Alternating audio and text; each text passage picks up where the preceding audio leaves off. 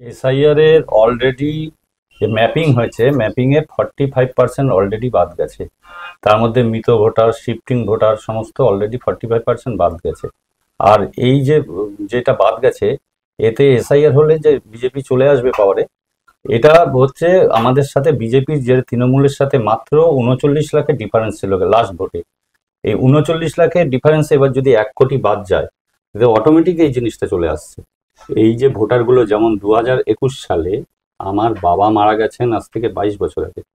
2021 সালের লাস্ট ভোটে আমাদের এই লোকাল বুথে আমার বাবার ভোটটা এসে পড়ে গেছে। আমি যখন ভোট দিতে গিয়ে দেখি যে আমার বাবার ভোটটা কে দিয়ে গেছে, তখন আমি জিজ্ঞেস করলাম যে এই ভোটটা ডাক্তার চিত্তরঞ্জন ভট্টাচার্যের ভোটারটা কি করে হলো।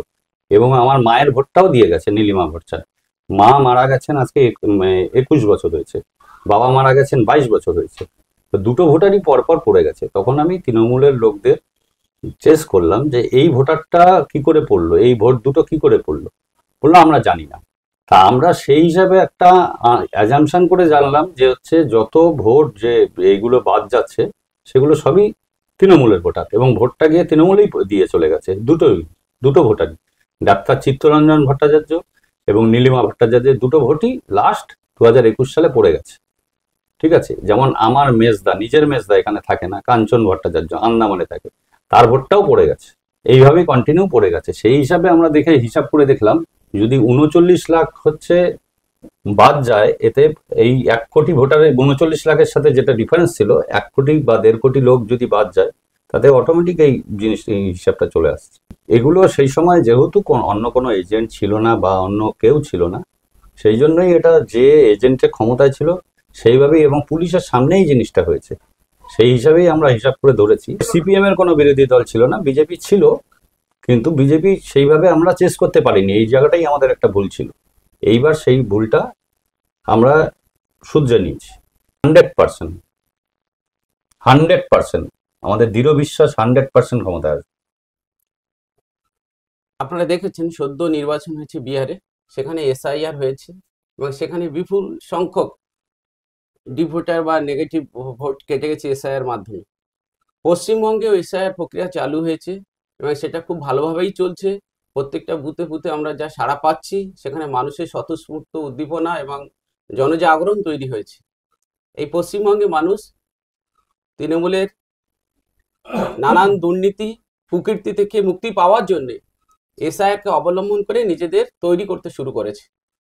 তো সেক্ষেত্রে এসআইআরটা এখানে কমপ্লিট হলেই পশ্চিমবঙ্গে বিজেপি ক্ষমতায় আসবে, এটা আমরা আশাবাদী এবং 100% নিশ্চিত। হ্যাঁ, এটা নিশ্চিত। দেখুন, এসআইআর চালু হয়েছে এবং সেই আতঙ্কে যেভাবে ঘুষপেটিয়েরা আমাদের পশ্চিমবঙ্গে এসছিল, সেই লক্ষ লক্ষ ঘুষপেটি এখন বর্ডারে গিয়ে মেলার মতো শুরু হয়েছে। তারা ভারত থেকে পালিয়ে যেতে ব্যস্ত। তারা বুঝতে পেরেছে এসআইআর হলে তারা চিহ্নিত হবে, ডিটেক্টেড হবে এবং তাদের এখানে থাকা, কাজ করা এবং এখানে যে তৃণমূল নেতাদের আশ্রয়ে তারা কাজ করছিল সেগুলো বন্ধ হয়ে যাবে। সেই আতঙ্কে তারা আবার বাংলাদেশে ফিরে যাচ্ছে। এরাই আমাদের দেশ, আমাদের কর্মসংস্থান, আমাদের চাকরি, আমাদের ব্যবসা, আমাদের রেশন ব্যবস্থা পর্যন্ত, এমনকি আমাদের মুখ্যমন্ত্রী দেয়া যে নারীদের টাকা দিত, সেই ব্যাপারগুলোতে তারা ইনভলভ হয়ে গেছিল, আমাদের দেশে অর্থনীতিকে পঙ্গু করে দিচ্ছিল। তাই এই লোকগুলো চলে গেলে পশ্চিমবঙ্গ আবার অনেকটা সুস্থ স্বাভাবিক কর্মসংস্থানে আসবে। এখানকার আসল ভোটাররা, এখানকার আসল মানুষরা অনেকটা স্বস্তি পাবে। আমরা তাই চাইছি এসআইআরটা হোক, আর মানুষও চাইছে এসআইআর এখানে হবেই, 100% সফল হবে এবং এর মাধ্যমে পশ্চিমবঙ্গে আবার পুনঃ নবজাগরণ হবে। এখানে ভারত সরকার পশ্চিমবঙ্গের সংস্কারের জন্য, বিশেষ করে ভোটার লিস্টের যে সংস্কার, সেই প্রক্রিয়া চালু হয়েছে এবং আমরা লক্ষ্য করেছেন সেই 2002 সালের পরে মাঝখানে 23-24 বছর কত লক্ষ লক্ষ মানুষ মারা গেছে বলুন তো। সেই সব ভুয়ো ভোটার, সেই সব ভূতেরা এসে এতদিন ভোট দিয়ে গেছে এবং সেই ভোটগুলো ম্যাক্সিমাম পড়েছে আমাদের বর্তমান শাসক দল তৃণমূলের পকেটে। তাই সেই ভোটগুলো তো অটোমেটিকভাবে বাদ যাবে এবং মানুষের মধ্যে মোদিজির যে স্বচ্ছ ভাবমূর্তি, মোদিজির বিকাশ এবং মোদিজির যে স্বপ্ন পশ্চিমবঙ্গের জন্য সোনার বাংলা গড়ে তোলার যে কথা বলছেন, সেটা মানুষ অনুপ্রাণিত। মানুষ মনে প্রাণে চাইছে যে এই মমতা ব্যানার্জির এই দুর্নীতি, সর্বত্র দুর্নীতি, যেভাবে ব্যাপক করে গ্রাসরুট পর্যন্ত ছড়িয়ে পড়েছে, সেগুলো বিনাশ হবে, ধর্মের জাগরণ হবে, ভারত রাষ্ট্র সুন্দরভাবে গঠিত হবে, ন্যায় নীতি এবং সুষ্ঠু প্রশাসন এখানে চালু হবে, সেই আশা ভরসা এবং স্বপ্ন দেখছে এসআইআর পরিবর্তনের মাধ্যমে। এই যে এসআই শুরু হওয়ার পর বিরোধী দলনেতা যে আপনার বলেছে গর্তে কার্বলিক অ্যাসিড পড়েছে, তার সূত্রপাত আমরা বিভিন্ন সাংবাদিক বা সংবাদ মাধ্যমের মাধ্যমে আমরা দেখতে পাচ্ছি। সব বিভিন্ন বর্ডার অঞ্চলগুলোতে যে বাংলাদেশি অনুপ্রবেশকারী বা রোহিঙ্গারা যারা মায়ানমার বা বিভিন্ন দেশের থেকে আমাদের ভারতবর্ষের ভাগ বসিয়েছে, তার প্রধান কারণ, প্রথম কথা, 2002 সালের পর থেকে আমাদের এখানে এখনো এসআইআর দীর্ঘ প্রায় 23 বছর আমাদের হয়নি।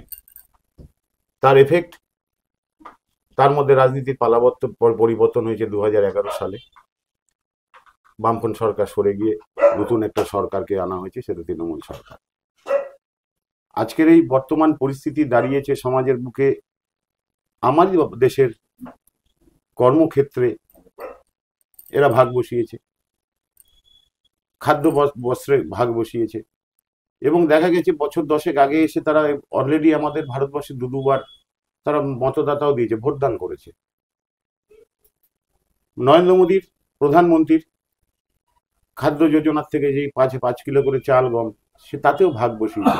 এমন এমন ক্ষেত্রে দেখা গেছে কি বিবি আমিনা বিবি, এইসব বিবি, তাদের আপনার স্বাস্থ্য সাথী কার্ড পর্যন্ত সুবিধা করে দিয়েছে, লক্ষ্মীর ভান্ডার পর্যন্ত সুবিধা করে দিয়েছে। তাহলে এই অর্থ ভান্ডার সম্পূর্ণ আমার ভারতবর্ষের থেকে বেরিয়ে যাচ্ছিল দীর্ঘদিন ধরে। তা সত্যিকারে 23 বছর পর আজ নির্বাচন কমিশন যেই এসআইআর এর মাধ্যমে পুনরায় গণনা করা হচ্ছে, জনমানব গণনা বা যারা মতদান দেবে, সেই ক্ষেত্রে বর্তমান শাসক দলের, যে আমরা প্রচুর আশা ভরসা করে দলটাকে এনেছিলাম পশ্চিমবঙ্গে, সেই জায়গা থেকে সম্পূর্ণ সব জায়গাতে আমাদের আজকে অধিকার অংশদার হয়ে উঠছে। এই জায়গাটা কেন বিরোধী দলনেতা এই জায়গাটা কেন বলেছে, শুনেও খুব ভালো লাগছে, এবং আমরা তাতে সহমত প্রকাশ করি। সত্যিকারেরই সাপের গর্তে কার্বলিক অ্যাসিড পড়েছে।